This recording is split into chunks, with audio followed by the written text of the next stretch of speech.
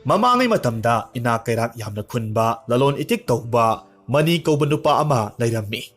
Mahaki law ingkhol jahas kayamarom layrammi. Manigi lalon itik pomba mai pakpa amadi miyamna yaba oirammi. Manigi nupi gayasu puksel sengba amadi yamna loksing chawbini. Matay manaw anisi yamna nungsinay amasung mingonda nungsiba wahay hayduna miibu yamna sali. Sakniba mayum makay laytabasingda pijabi thaktawi kudol kayamarom tammi. Amasung ina khulla miyoy kayamarom laktuna makhoyga punna samin thakminnay. Atum ahaw kayamarom putoktuna samin thakminnay. Ina khunba miyoy singduna salamdagi matamdasu manina mahaki arayba mamal tanglaba kudol kayamarom pirammi. Adubu matampum namakta migi mateng pangbadagi hendoktuna mingonda lanthum kayamarom Pithokpa manigi matawtuda magi nupi gayado wakhalda khara nungaitaba phaurammi. Nongmadi gayana magi nupada asumna hairammi. Tabiri bro, ai wa amata haijage. Kari leire, hekta hayuna. Nate, asumna aikhoi kayam kuina mingonda mamal tangla ba pot chai sana lupa singse mingonda asum pithoklaga legedoribano. Aikhoisu warakloi haiba hainingay leite. Asumna pithokriba pot mayamdo hayengwai aikhoina awaba taraba kanda kananasu aikhoigi mateng panglakloye. Aidi haijariba sini khajik gyan tabiyuko. Matamduda manido sauna khumlammi. Hey nupi nang wa makhatano. Moina aikhoibu luna khanbiribase asuk kuibase makhoina nongmata aigi yumsida laktaba numit yawbra. Laikai miyamnasu aikhoibu nungsibiri. Nang pukseldo piksil matong. Asumna hairamlaga manido yumdagi thokre. Numitusu miyoy kayamarom laklammi. Aduga asa athak pijaduna yamna haraw wari watay sanaraga layrammi. Mani hanagi matawgumna lakiba miyamduda mamal tangla ba pot kayamarom pithoki. Misingdusu haraw hankre. Masigi matungda manina magi nupi kayada asumna hairammi. Nupi, yango, uredana, masini. Aikhoina warasu, makhoina, aikhoigi mateng pangbirakadoribani. Aina thazay, soidana moina mateng panglakani. Asumna hairamlaga manido chatkre. Gaya wakhalda khanjarami. Karibu thoklagadaba. Tumgi khanbada aidi othoknabu wakreda. Asumna nongma hokibana nongmadi manigi jahasto lalon bagi pot haplaga purakpa matamda lambida mafam khangdana huran khre haibagi pau tarammi. Paududa manidi makokta makhut haptuna matha yamna sarammi. Lalon bagi pot chai leitrabanina mani sel laisilaktre. Atopa misingi lalon pot kayamarumsu magi jahasta yawkhibani. Maramaduna madugi sel pumnamak mahakna singba tarammi. Migi sel kayamarum singnaba hotnabada mani araiba sel sanalupa pumnamak pithoki. Madu phawba konadabadagi magi marup kayada phawba hangjarammi. Mateng pangbiyo haijarubada marup singna amatta yabiraktre. Manibu yumda phawba changanbiraktre. Matawduda mani upay leitana mayumda halakhi. Aduga magi laupam singdo yonthokhi. Law yonbagi sel adunasu migi sel singba konaramde. Maramasina mani mahaki yum ingkol pumnamak yonthoklammi. Aduga ingkol masa amakak leiraga yum masa amakak pikna sarami. Maduda makhoi leirammi. Masigi matungda mani migi lawbukta thabak suba yawraga nongmagi sara tanaba hotnabada awaba ama haibado oirammi. Lambi lamkhangda nong phadok maniga hana chamin thaminaduna leiminaramba marup kayamarum thengnabadasu manina harawna kaujarubada hanna phawba yenglamde. Madu uba matamda mani yamna thawai nungaitana mayumda halakhi. Mani wakhal nungaita phamduna magi nupida hairammi. Nupi, taribra. Nangna nongma aingonda haikibado kayada chumkhraba. Aina thajana thamkhiba marup aigi araiba pumba khudol tamthokiba miyoy singduna aina awaba taraba kanda karisu hanna yengbiramdre. Moidi supnagi aigi tangla ba maman leiraba khudol kayado lawnaba lakpa oiramle. Asumna magi nupana yamna nungaitana hairibadu gayana magi nupagi awabado themjinbirammi. Aduga hairammi. Moi pabong karisu khaluranu se aikhoisu kanna honaraga nongmadi hanagi matogum orak hannaba honasi mani wakhalda khanjarami oh aise kayada phatraba apangba nupano aina maram oiraga aigi nupibusu yamna wahalle pumnamakse aigi irak ngakani asi khanuna manido tapna tumthakre ahingi matamni manigi manglada munigi phizol setpa lainingba manba nupa amakhak laklammi aduga sumna hairami ibungo nangna waribado aina kokhanbirage nahakna nasana thanta awaba piduna nangi naran ngaktani apangba mini haina khanjaribado mado aranbani apangba haibasidi karisu khangdana migi matau tamba migi nungaiba uraga kalakpa hariba mido apangba kawi nangdi puksel sengba kathokpadana nasaruk oirabani nangi hanagi punsido hanjil hangya hairabadi hayengse ayuk anganbada ai nangi yomda lakani maduda nangna aigi koksida lisai amana kallu matamduda aihak sana lupa kaya marum onkhini aina haribase nang kawganuko asomna harimlaga munido mafam khangda mangkhre mani mitkap thoraktuna karino haujiki mangdubo haina khalli nongalakpa matamda manina lisai amakhak magi nupida pura ohaina hairami aduga makhoigi thongalda lisai pairaga koichat chatlaga leirami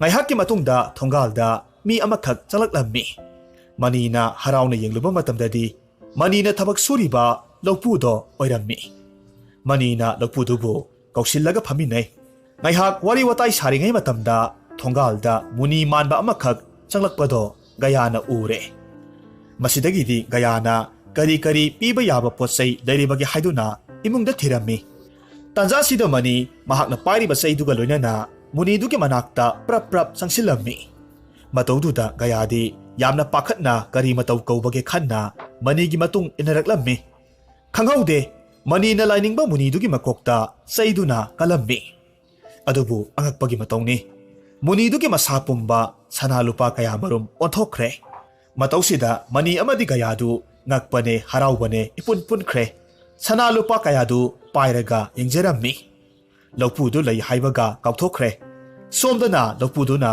matai manau anidugi mataudu ururaga lawpududi akibane angakpane mahak adukki matik pakhatna mayom tamna siankhi matam khara leiragadi manidu hanadagi hena nungaiba punsida leikhre haina laikai miyamna ngangnarammi madu taraga lawpuduna khankhi o masigi mani haiba nupase mana nungai yaifana leiribase nahan mukmana muni amagi makokta lisaina kallaga sanalupa onkhibado madudagi soidana oiramniye aisu munigi makokta amuktabu lisaina kanba tare asumna khalaga lawpudo muni lainingba singe leifamda laklammi aduga muni anikhak mayumda lakpiyo haijarammi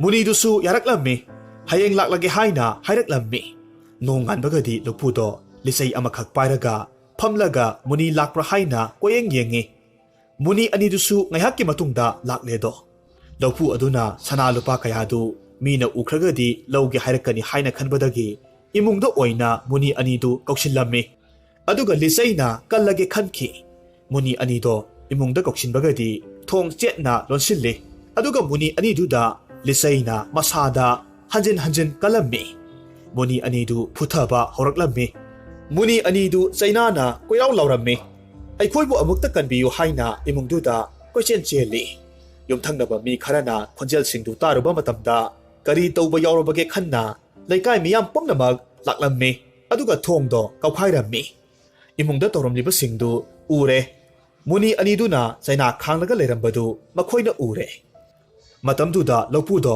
laikai miyamna yamna saunarami aduga laikai dagisu tanthokhi lawpuduna kapna kapna sakhibadu manina uhaurami matamduda manina khalammi o aigi manglangi muniduna hairambado sumledana apangba haibase karisu khangdana migi matau tamuba migi nungaiba uraga kalakpa mitana apangba kawi haibado ai masita khangle asumna khanduna mani mahaki mathau tawraga nungaina leikhi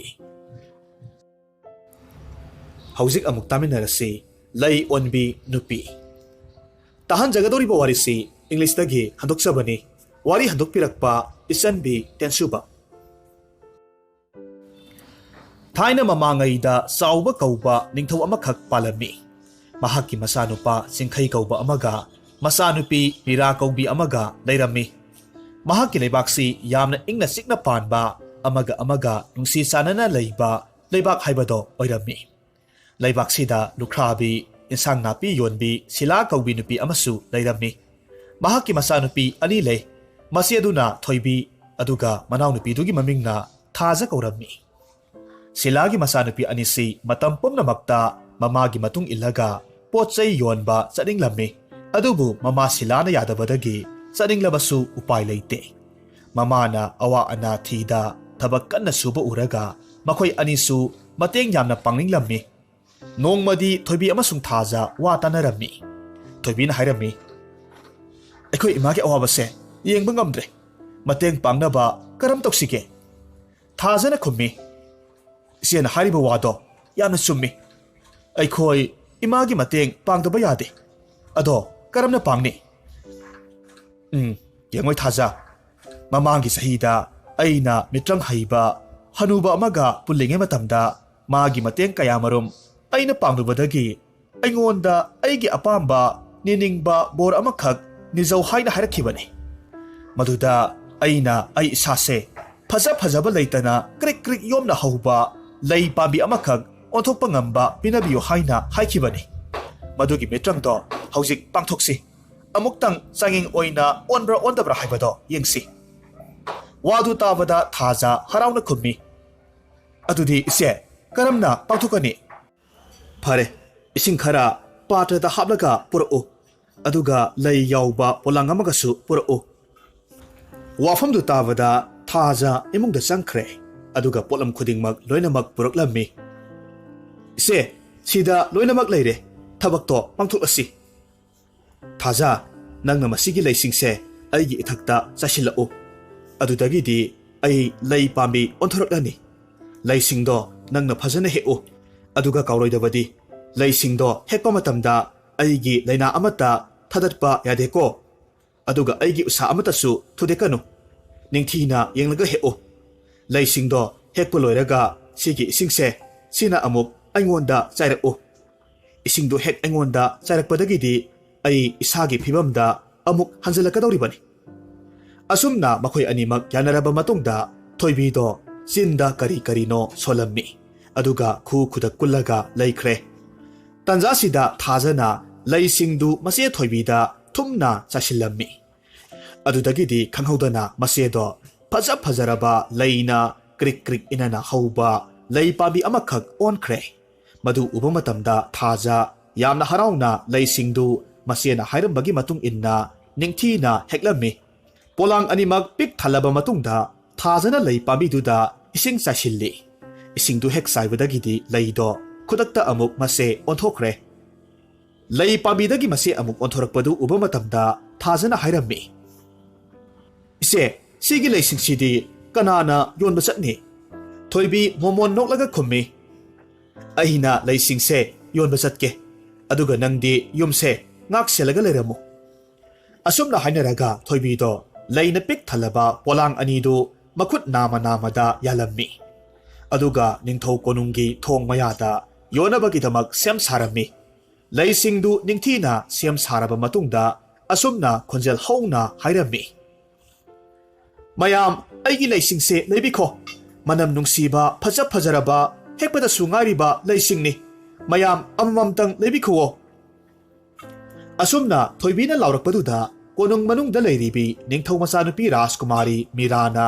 ꯊꯣꯏꯕꯤꯅ ꯂꯥꯎꯔꯤꯕꯗꯣ ꯇꯥꯔꯦ ꯊꯤꯟꯊꯕ ꯇꯧꯗ ꯃꯃꯥ ꯃꯍꯥꯔꯥꯅꯤꯒꯤ ꯃꯅꯥꯛ ꯇꯝꯅ ꯂꯥꯛꯂꯝꯃꯤ ꯑꯗꯨꯒ ꯍꯥꯏꯔꯝꯃꯤ ꯏꯃꯥ ꯀꯣꯅꯨꯡꯒꯤ ꯃꯃꯥꯡꯗ ꯅꯨꯄꯤ ꯑꯃꯈꯛ ꯂꯩ ꯌꯣꯜꯂꯤꯕꯁꯦ ꯑꯩ ꯌꯥꯝꯅ ꯄꯥꯝꯃꯦ ꯌꯥꯔꯒꯗꯤ ꯃꯍꯥꯛꯄꯨ ꯃꯐꯝꯁꯤꯗ ꯀꯧꯁꯟꯕꯤꯌꯨꯕ ꯐꯔꯦ ꯏꯆꯥꯅꯨꯄꯤ ꯏꯃꯥ ꯁꯣꯏꯗꯅ ꯀꯧꯁꯤꯜꯂꯛꯀꯦ ꯑꯁꯤ ꯍꯥꯏꯔꯒ ꯃꯍꯥꯔꯥꯅꯤꯅ ꯃꯅꯥꯏꯁꯤꯡꯗ ꯅꯨꯄꯤꯗꯨ ꯀꯧꯔꯨꯅꯕꯒꯤꯗꯃꯛ ꯍꯥꯏꯔꯝꯃꯤ ꯃꯅꯥꯏꯁꯤꯡꯗꯨꯅ ꯃꯍꯥꯔꯥꯅꯤꯅ ꯍꯥꯏꯕꯒꯤ ꯃꯇꯨꯡ ꯏꯟꯅ ꯂꯩ ꯌꯣꯟꯕꯤ ꯅꯨꯄꯤꯗꯨ ꯀꯣꯅꯨꯡ ꯃꯅꯨꯡꯗ ꯄꯨꯁꯤꯜꯂꯛꯂꯝꯃꯤ ꯊꯣꯏꯕꯤ ꯃꯍꯥꯔꯥꯅꯤ ꯑꯃꯁꯨꯡ ꯔꯥꯖꯀꯨꯃꯥꯔꯤ ꯎꯕꯗ ꯅꯣꯂꯨꯛꯅ ꯈꯨꯔꯨꯝꯖꯔꯝꯃꯤ ꯑꯗꯨꯒ ꯍꯥꯏꯔꯝꯃꯤ ꯈꯨꯔꯨꯝꯖꯔꯤ ꯃꯆꯥ ꯏꯕꯦꯝꯃ ꯑꯩꯕꯨ ꯀꯧꯕꯤꯕꯕꯨ ꯀꯔꯤ ꯇꯥꯛꯄꯤꯒꯗꯕ ꯃꯍꯥꯔꯥꯅꯤꯅ ꯈꯨꯝꯃꯤ ꯑꯩꯅ ꯃꯐꯝꯁꯤꯗ ꯂꯥꯛꯅꯕ ꯈꯪꯍꯟꯈꯤꯕꯅꯤ ꯑꯣ ꯃꯍꯥꯔꯥꯅꯤ ꯏꯕꯦꯝꯃ ꯑꯩꯕꯨ ꯀꯧꯕꯤꯕ ꯀꯔꯤ ꯇꯥꯛꯄꯤꯒꯗꯕ ꯂꯥꯏꯔꯕꯤ ꯇꯣꯜꯂꯕꯤ ꯑꯩꯅ ꯃꯇꯦꯡ ꯄꯥꯡꯕ ꯉꯝꯕ ꯑꯣꯏꯔꯒꯗꯤ ꯄꯥꯡꯖꯒꯦ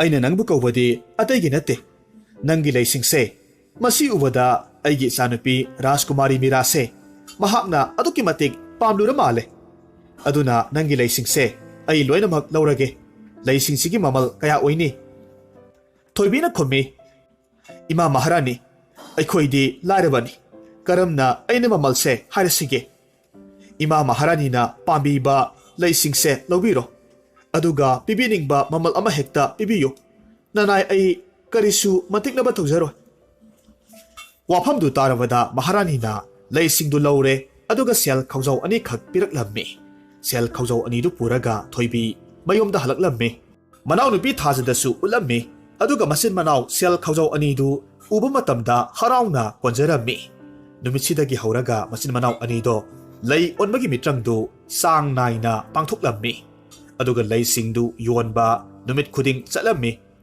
ꯔꯥꯖꯀꯨꯃꯥꯔꯤ ꯃꯤꯔꯥꯁꯨ ꯂꯩꯁꯤꯡꯗꯨꯕꯨ ꯅꯨꯡꯇꯤ ꯅꯨꯃꯤꯠ ꯈꯨꯗꯤꯡꯒꯤ ꯍꯔꯥꯎ ꯍꯔꯥꯎ ꯂꯩꯔꯝꯃꯤ ꯅꯣꯡꯃꯒꯤ ꯅꯨꯃꯤꯠꯇ ꯂꯩꯁꯤꯡꯗꯣ ꯂꯩꯄꯥꯛꯁꯤꯒꯤ ꯅꯤꯡꯊꯧꯒꯤ ꯃꯆꯥꯅꯨꯄꯥ ꯔꯥꯖꯀꯨꯃꯥꯔ ꯑꯗꯨꯅ ꯎꯔꯨꯔꯦ ꯂꯩꯒꯤ ꯅꯨꯡꯁꯤꯔꯕ ꯃꯅꯝ ꯑꯃꯗꯤ ꯊꯣꯠ ꯊꯣꯠ ꯂꯥꯎꯕ ꯌꯦꯡꯕꯗ ꯄꯨꯛꯅꯤꯡ ꯍꯨꯅꯤꯡꯉꯥꯏ ꯑꯣꯏꯔꯕ ꯂꯩꯗꯨꯒꯤ ꯃꯇꯧꯗꯨ ꯎꯕ ꯃꯇꯝꯗ ꯔꯥꯖꯀꯨꯃꯥꯔ ꯆꯤꯡꯈꯩꯒꯤ ꯊꯃꯣꯏꯗꯣ ꯂꯩꯁꯤꯡꯗꯨꯅ ꯆꯤꯡꯁꯤꯟꯕꯒꯨꯝ ꯇꯧꯔꯝꯃꯤ ꯃꯔꯝ ꯑꯗꯨꯅ ꯀꯣꯅꯨꯡꯗ ꯂꯩꯔꯝꯂꯤꯕ ꯂꯩꯗꯨꯗ ꯃꯨꯟꯅ ꯌꯦꯡꯉꯤ ꯑꯗꯨꯒ ꯍꯥꯏꯔꯝꯃꯤ ꯇꯥꯔꯤꯕ꯭ꯔꯥ ꯀꯅꯥ ꯀꯅꯥ ꯂꯩ ꯂꯩꯁꯤꯡꯁꯤꯕꯨ ꯀꯅꯥꯅ ꯃꯐꯝꯁꯤꯗ ꯄꯨꯔꯛꯂꯤꯕꯅꯣ ꯑꯁꯨꯛ ꯀꯨꯏꯕꯁꯦ ꯑꯩꯅ ꯂꯩꯕꯥꯛꯁꯤꯗ ꯀꯣꯏꯔꯒ ꯂꯥꯛꯄꯁꯦ ꯁꯤꯒꯨꯝꯕ ꯐꯖꯈ꯭ꯔꯕ ꯂꯩꯁꯤ ꯍꯧꯕ ꯃꯐꯝ ꯑꯃꯨꯛꯇ ꯊꯦꯡꯅꯈꯤꯗ꯭ꯔꯤ ꯂꯩ ꯍꯧꯐꯝ ꯑꯃꯁꯨꯡ ꯂꯩꯁꯤꯕꯨ ꯌꯣꯜꯂꯛꯂꯤꯕ ꯃꯤꯁꯛꯇꯣ ꯀꯅꯥꯅꯣ ꯋꯥꯐꯝꯗꯨ ꯇꯥꯕꯗ ꯃꯅꯥꯏ ꯑꯃꯅ ꯈꯨꯝꯃꯤ ꯔꯥꯖꯀꯨꯃꯥꯔ ꯑꯩꯗꯤ ꯇꯁꯦꯡꯅ ꯂꯩꯁꯤꯒꯤ ꯍꯧꯐꯝꯗꯤ ꯈꯪꯖꯗꯦ ꯀꯣꯅꯨꯡꯁꯤꯗ ꯅꯨꯡꯇꯤꯒꯤ ꯅꯨꯄꯤ ꯃꯆꯥ ꯑꯃꯅ ꯄꯨꯔꯛꯂꯒ ꯌꯣꯜꯂꯝꯕꯅꯤ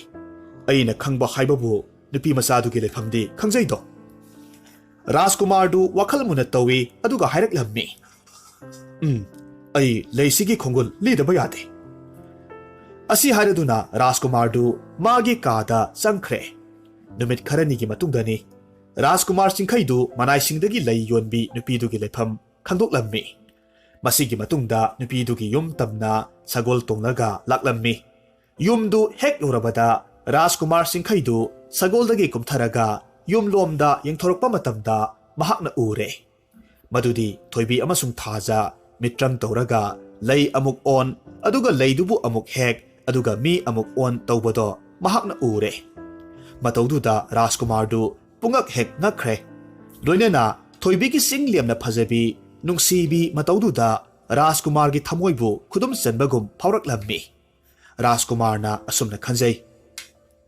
ꯑꯣ ꯀꯌꯥꯗ ꯅꯤꯡꯊꯤꯖꯈ꯭ꯔꯕ ꯃꯥꯏꯊꯣꯡꯅꯣ ꯃꯁꯤ ꯑꯩꯒꯤ ꯇꯥꯂꯣꯏ ꯑꯣꯏꯗꯕ ꯌꯥꯗꯦ ꯑꯆꯝꯕꯤ ꯂꯩꯁꯥꯕꯤꯁꯨ ꯃꯥꯟꯗꯦ ꯑꯁꯨꯝꯅ ꯈꯜꯂꯗꯨꯅ ꯔꯥꯖꯀꯨꯃꯥꯔ ꯈꯣꯡꯂꯩ ꯊꯨꯅ ꯃꯥꯒꯤ ꯁꯒꯣꯜꯗꯣ ꯇꯣꯡꯈꯠꯂꯝꯃꯤ ꯑꯗꯨꯒ ꯀꯣꯅꯨꯡ ꯇꯝꯅ ꯍꯜꯂꯛꯂꯝꯃꯤ ꯑꯗꯨꯒ ꯃꯄꯥ ꯅꯤꯡꯊꯧꯒꯤ ꯃꯅꯥꯛꯇ ꯈꯨꯔꯨꯝꯂꯒ ꯍꯥꯏꯔꯝꯃꯤ ꯑꯄꯣꯛꯄ ꯑꯩꯅ ꯈꯣꯏꯗꯥꯖꯕꯤ ꯇꯥꯂꯣꯏ ꯑꯃꯈꯛ ꯐꯪꯖꯔꯦ ꯑꯩ ꯃꯥꯕꯨ ꯇꯁꯦꯡꯅ ꯅꯨꯡꯁꯤꯔꯨꯔꯦ ꯑꯗꯨꯅ ꯏꯄꯥ ꯏꯕꯨꯡꯉꯣ ꯏꯄꯥꯅ ꯑꯩꯕꯨ ꯑꯊꯨꯕ ꯃꯇꯝꯗ ꯑꯩꯈꯣꯏꯅꯤꯕꯨ ꯂꯨꯍꯣꯡꯅꯕ ꯁꯤꯟꯕꯤꯌꯨꯗꯣ ꯃꯆꯥꯅꯨꯄꯥꯒꯤ ꯋꯥꯗꯨ ꯇꯥꯕꯗ ꯅꯤꯡꯊꯧ ꯍꯔꯥꯎꯅ ꯈꯨꯝꯃꯤ ꯀꯔꯤ ꯍꯥꯏꯕ ꯏꯆꯥꯅꯨꯄꯥ ꯅꯍꯥꯛꯄꯨ ꯅꯨꯄꯤꯗ ꯅꯨꯡꯁꯤꯕ ꯐꯥꯎꯔꯕ ꯐꯔꯦ ꯐꯔꯦ ꯑꯗꯨꯗꯤ ꯅꯨꯄꯤꯗꯨꯒꯤ ꯃꯃꯥ ꯃꯄꯥꯒ ꯋꯥꯔꯤ ꯁꯥꯟꯅꯗꯕ ꯌꯥꯗꯦ ꯍꯌꯦꯡꯃꯛ ꯏꯄꯥꯅ ꯅꯨꯄꯤꯗꯨꯒꯤ ꯃꯤꯁꯤꯡ ꯀꯧꯔꯒ ꯂꯨꯍꯣꯡꯕꯒꯤ ꯋꯥ ꯇꯥꯟꯅꯔꯒꯦ ꯑꯁꯨꯝꯅ ꯅꯤꯡꯊꯧ ꯆꯥꯎꯕꯅ ꯃꯅꯥꯏꯁꯤꯡꯗ ꯍꯥꯏꯗꯨꯅ ꯅꯨꯄꯤꯗꯨꯒꯤ ꯃꯃꯥꯗ ꯍꯌꯦꯡꯃꯛ ꯀꯣꯅꯨꯡꯗ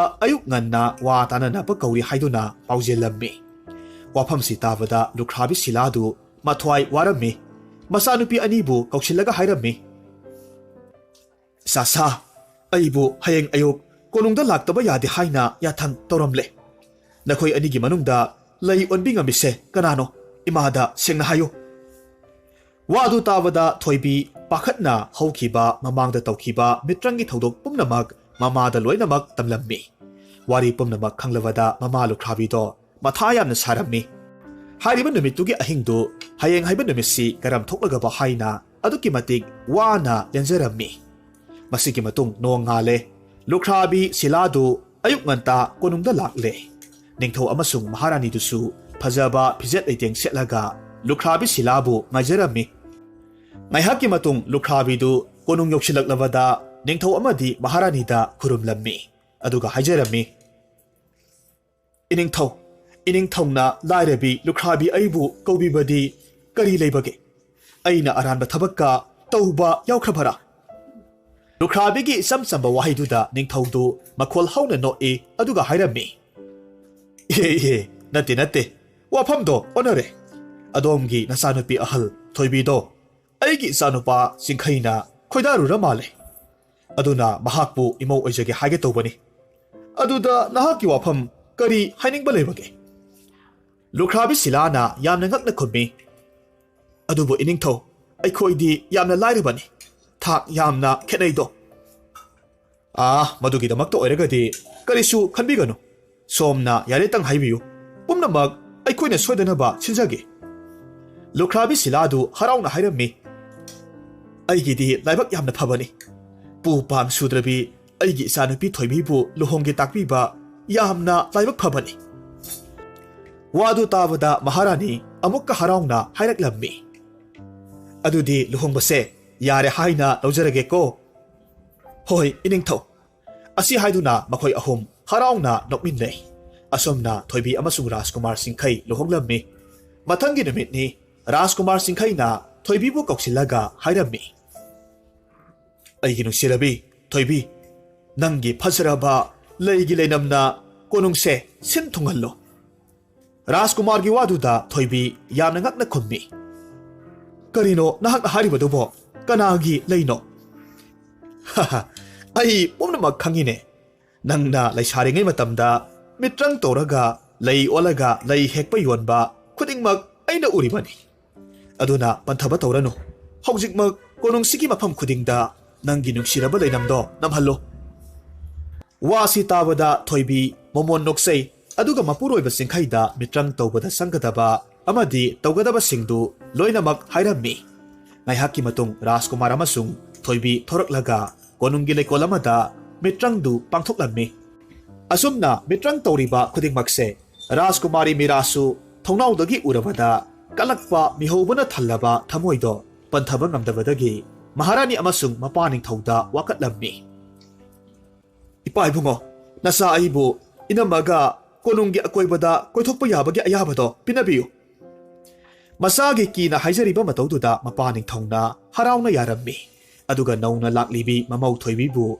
ꯀꯧꯁꯤꯜꯂꯒ ꯍꯥꯏꯔꯝꯃꯤ, ꯅꯨꯄꯤ ꯃꯆꯥ, ꯅꯪꯅ ꯏꯃꯧꯕꯨ ꯀꯣꯏꯕ ꯄꯨꯕꯅꯤꯅ ꯅꯪꯅ ꯄꯨꯝꯅꯃꯛꯁꯦ ꯁꯦꯟꯅꯧ꯫ ꯏꯃꯧꯁꯤꯒꯤ ꯗꯥꯏꯇ ꯅꯪꯅ ꯂꯧꯒꯗꯕꯅꯤꯀꯣ꯫ ꯔꯥꯖꯀꯨꯃꯥꯔꯤ ꯃꯤꯔꯥ ꯍꯣꯏ ꯍꯥꯏꯗꯨꯅ ꯈꯨꯝꯖꯔꯝꯃꯤ꯫ ꯑꯗꯨꯒ ꯃꯄꯥ ꯃꯃꯥꯗ ꯈꯨꯔꯨꯝꯂꯝꯃꯤ꯫ ꯃꯅꯝꯃ ꯊꯣꯏꯕꯤꯕꯨ ꯀꯣꯅꯨꯡꯒꯤ ꯃꯐꯝ ꯑꯃꯗ ꯄꯨꯁꯤꯜꯂꯝꯃꯤ꯫ ꯔꯥꯖꯀꯨꯃꯥꯔꯤ ꯃꯤꯔꯥꯅ ꯃꯇꯥꯔꯣꯏ ꯑꯍꯨꯝ ꯑꯃꯁꯨ ꯀꯧꯔꯝꯃꯤ꯫ ꯃꯇꯥꯔꯣꯏ ꯑꯍꯨꯝꯗꯨꯒꯤ ꯃꯃꯥꯡꯗ ꯊꯣꯏꯕꯤꯅ ꯃꯤꯇ꯭ꯔꯪꯒꯤ ꯂꯩ ꯑꯣꯟꯕꯗꯨ ꯎꯠꯅꯤꯡꯂꯝꯃꯤ꯫ ꯃꯔꯝ ꯑꯁꯤꯅ ꯃꯅꯝꯃ ꯊꯣꯏꯕꯤꯗ ꯈꯣꯟꯖꯦꯜ ꯍꯧꯅ ꯍꯥꯏꯔꯝꯃꯤ, ꯏꯅꯝꯃ, ꯅꯪꯒꯤ ꯃꯤꯇ꯭ꯔꯪꯗꯣ ꯇꯧꯔꯒ ꯍꯧꯖꯤꯛꯃꯛ ꯅꯪ ꯂꯩꯒꯤ ꯃꯑꯣꯡꯗ ꯑꯣꯟꯊꯣꯛꯎ꯫ ꯋꯥꯗꯨ ꯇꯥꯕꯗ ꯊꯣꯏꯕꯤ ꯁꯥꯎꯅ ꯈꯨꯝꯃꯤ, ꯀꯔꯤꯅꯣ ꯃꯤꯔꯥ, ꯅꯪꯅ ꯍꯥꯏꯔꯤꯕꯗꯨꯕꯨ ꯑꯩꯕꯨ ꯃꯤꯇ꯭ꯔꯪ ꯍꯩꯕꯤ ꯑꯃꯅꯤ ꯈꯜꯂꯨꯔꯕ꯭ꯔꯣ? ꯔꯥꯖꯀꯨꯃꯥꯔꯤ ꯃꯤꯔꯥꯁꯨ ꯁꯥꯎꯅ ꯈꯨꯝꯂꯛꯂꯝꯃꯤ, ꯅꯪꯅ ꯄꯥꯡꯊꯣꯛꯂꯤꯕ ꯃꯤꯇ꯭ꯔꯪ ꯈꯨꯗꯤꯡꯃꯛ ꯑꯩꯅ ꯂꯣꯏꯅꯃꯛ ꯎꯍꯧꯔꯕꯅꯤ꯫ ꯍꯧꯖꯤꯛꯃꯛ ꯅꯪ ꯂꯩ ꯄꯥꯝꯕꯤꯗꯣ ꯑꯣꯜꯂꯨ, ꯅꯠꯇ꯭ꯔꯕꯗꯤ ꯅꯪ ꯑꯩꯅ ꯅꯔꯥꯜ ꯑꯃ ꯁꯤꯖꯤꯜꯂꯒ ꯀꯣꯅꯨꯡꯁꯤꯗꯒꯤ ꯇꯥꯟꯊꯣꯛꯀꯗꯧꯔꯤꯕꯅꯤ꯫ ꯔꯥꯖꯀꯨꯃꯥꯔꯤꯒꯤ ꯑꯁꯥꯎꯕ ꯁꯛꯐꯝꯗꯨ ꯎꯕ ꯃꯇꯝꯗ ꯊꯣꯏꯕꯤ ꯅꯨꯡꯉꯥꯏꯇꯅ ꯈꯨꯝꯃꯤ, ꯃꯤꯔꯥ, ꯅꯪꯅ ꯑꯁꯨꯝꯅ ꯑꯩꯕꯨ ꯇꯧꯒꯗꯕ ꯑꯣꯏꯔꯝꯂꯕꯗꯤ ꯑꯩ ꯅꯪꯒꯤ ꯅꯇꯨꯡ ꯏꯜꯂꯝꯂꯣꯏꯗꯕꯅꯤ꯫ ꯎꯄꯥꯏ ꯂꯩꯇ꯭ꯔꯕꯤ ꯊꯣꯏꯕꯤꯗꯣ ꯔꯥꯖꯀꯨꯃꯥꯔꯤ ꯑꯃꯁꯨꯡ ꯃꯇꯥꯔꯣꯏꯁꯤꯡꯒꯤ ꯃꯃꯥꯡꯗ ꯃꯤꯇ꯭ꯔꯪꯗꯨ ꯄꯥꯡꯊꯣꯛꯄ ꯇꯥꯔꯝꯃꯤ꯫ ꯃꯤꯇ꯭ꯔꯪ ꯇꯧꯕꯗ ꯆꯪꯕ ꯋꯥꯔꯣꯜ ꯄꯨꯝꯅꯃꯛ ꯇꯥꯛꯂꯝꯃꯤ꯫ ꯄꯨꯝꯅꯃꯛ ꯈꯪꯂꯕꯗ ꯅꯨꯄꯤꯁꯤꯡ ꯑꯗꯨꯅ ꯆꯪꯒꯗꯕ ꯄꯣꯠꯂꯝꯁꯤꯡ ꯂꯣꯏꯅꯃꯛ ꯄꯨꯔꯛꯂꯝꯃꯤ꯫ ꯑꯗꯨꯒ ꯃꯤꯇ꯭ꯔꯪꯗꯣ ꯄꯥꯡꯊꯣꯛꯂꯝꯃꯤ꯫ ꯃꯤꯔꯥꯅ ꯀꯨꯜꯂꯒ ꯂꯩꯔꯤꯕ ꯊꯣꯏꯕꯤꯗ ꯂꯩꯁꯤꯡꯗꯨ ꯆꯥꯏꯁꯤꯜꯂꯝꯃꯤ꯫ ꯑꯗꯨꯕꯨ ꯈꯪꯍꯧꯗꯦ, ꯈꯨꯗꯛꯇ ꯐꯖꯔꯕ ꯃꯆꯨ ꯀꯌꯥꯒꯤ ꯂꯩꯁꯤꯡ ꯁꯥꯠꯂꯛꯂꯝꯃꯤ꯫ ꯃꯇꯧꯗꯨ ꯎꯕ ꯃꯇꯝꯗ ꯃꯤꯍꯧ ꯆꯥꯎꯕꯤ ꯔꯥꯖꯀꯨꯃꯥꯔꯤ ꯑꯃꯁꯨꯡ ꯃꯇꯥꯔꯣꯏꯁꯤꯡꯗꯨ ꯀꯜꯂꯛꯄꯒ ꯂꯣꯏꯅꯅ ꯂꯩꯁꯤꯡꯗꯨ ꯄꯦꯅꯥꯏꯗꯕ ꯃꯈꯩ ꯍꯦꯛꯂꯝꯃꯤ꯫ Nupi ahumduki marakta nupi amakakna soibadagi leiduki masa amakak thudeklammi. Tanjaduda nongsu akhak arauga loinana akibagi sakphamda chutharaklammi. Nonggi tamthiraba mataududa nupi singdu loinamak chenakhre. Adubu nupi amakhakti thoibibu minungsi khara phawbadagi leiduda isin khara chasillammi. Aduga mahak adumak hanna yenglamba tauda chenkhre. Nupiduna ising sairambadudha leidudagi thoibi amuk olaklammi. Adubu onthokpagi matawni. Thoibi masado sor phawba chaning tana honba ngamdre. Masa pumnamak ina pungyom yomle. Phamba phawba ningthina ngamdre. Leimaida taraga leire. Adubu laibak phabana lam koiba halakpa ahal amakhak thengnabadagi puksial sauraba ahalduna thoibina haibagi matung inna thoibigi mapam phawba thinbirammi. Somdana kamdauri konongda thoibi halaktabaduda miyam pumnamak matha sarammi. Ningthau saubana masanupida hanglammi. Ibema, ibong nupidi kadai waida lehore. Ipa ibungo, aiga sum sanarambadagi aina thengle chalasila ohaibada mana nang hana chalamo. Ai ngahaktang sana hokige hairakpaduda aisu ithanta adum halakle. Launam taubi masanupigi wahaido ningthongna thajarammi. Aduna khumlakhi. Phare chango. Ai inaising tharaga thelage. Somdasu Rajkumar Singhaidu mahaki nungsirabi taloidu thiba phangdabaduda matha sana thoibigi mayum tana laklammi. Lukhrabi silana saungna masanupibu seiduna nganglammi. Aduga masanupigi asokpasingdu phananaba honarammi. Singhaidu asom lakpana thoibigi mapam yaure. Sagoldagi kumtharakpa matamda thoibido phamlaga leibadu mahakna urammi. Thoibi uba matamda mahak chansilammi aduga hairammi. Aigi nuksirabi aina nangbu thibada kayadi wakhre. Aduga nangna sida matau karamna. Aduga nangi nasasidi asuk yamna sontharam lebasina karigi. Lukhrabi silana thokiba thodok pumnamak Singhaida loinamak tamlammi. Pumnamak si khanglabada Rajkumar Singhai sauna hairammi. Kari, aigi salnabo. Mana taukiba phatabadugi serak aina soidanamak pini. Wafamdu tavada puksal saurabi thoibi makhut lonaraga khumlaklammi. Nate mado taubikhanu. Nahakna aibu konungda amuk hanna chatsi hairabadi Rajkumari mirahabu ngakpiyu. Natrabadi ai ngamloi. Puksal saubi thoibigi wadu tavada Singhai yamna harauna Rajkumari bu serak piraroi konungda chalasi hairammi. Asum hainaduna lukhrabi silada thagolon ulamlaga sagol tonglaga mahak thoibi puraga halaklammi. Thoibi amuk halakle tavada launam taukibi mirado aduki matik pakhatlammi. Mahak masagi maralbu yajarammi. Aduga thoibigi makhong kolaga lale hainasu haijarammi. Thoibinasu phattaba wakhal karisu khanda miragi maralbu ngakpirammi. Numit kharanigi matungda ningthau saubana ningthau khubamdu masanupa Singhaida sinarammi. Aduga haunabi matung inna mahaki taloi thoibibuna maharanigi pham pirammi. Asumna Singhaina ngak senduna leipaktu nungai yaifana panki.